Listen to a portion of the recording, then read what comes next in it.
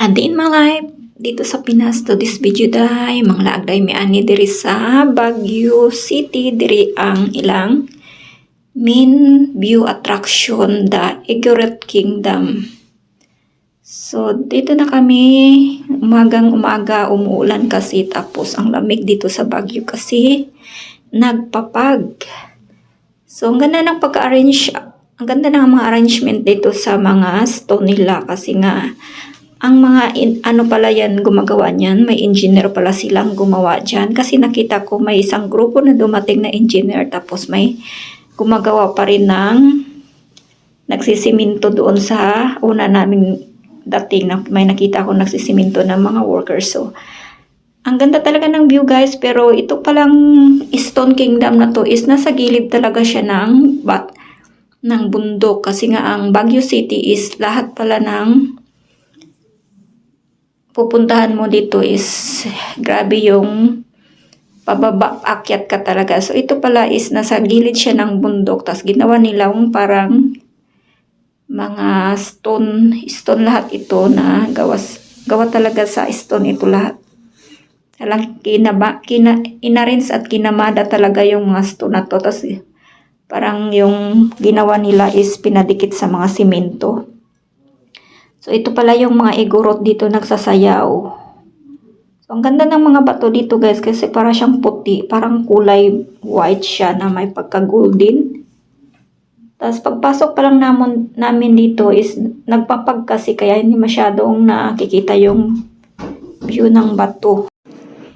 Kasama ko nga yung aking kaibigan kasi gusto niya talagang pumunta dito sa aming pinaka number 1 na gusto namin puntahan. Ito pala yung Igorot Kingdom Stone dito sa Baguio City.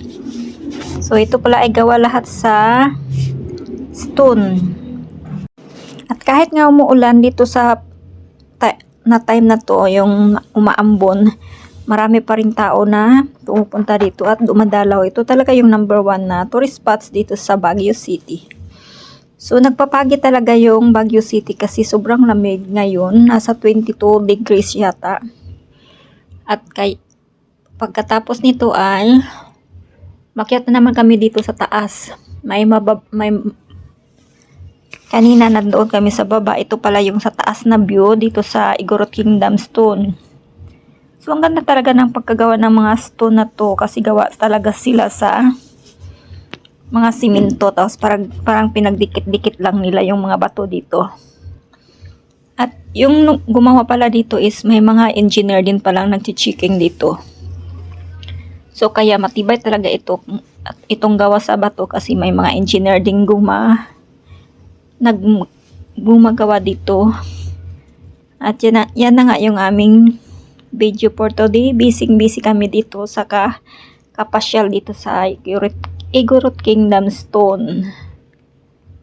So, kasama ko nga yung aking friends at ang aking partner. So, andito kami sa pinakataas na tuktok ng Stone Kingdom Igorot dito sa Baguio. So, gumala talaga kami dito para makita namin kung ano talaga yung gawa sa stone na ito pala ay tinatawag na Stone Kingdom of Igorot sa Baguio. So, nag-enjoy talaga kami dito kasi mura lang naman yung entrance fee pag adult, nasa 180 lang per person. Pag bata naman is 80 pesos lang yung isang bata pag pupunta ka na dito. So, pwede mo nang paasyalin ito buong araw sa halagang 120 pesos each person. Makakita ka na ng maraming mga bato dito na magagandang view dito sa Igorot Stone Kingdom. Hanggang dito na lang aking video for this video. Thank you for watching. Hanggang sa susunod. Follow for more.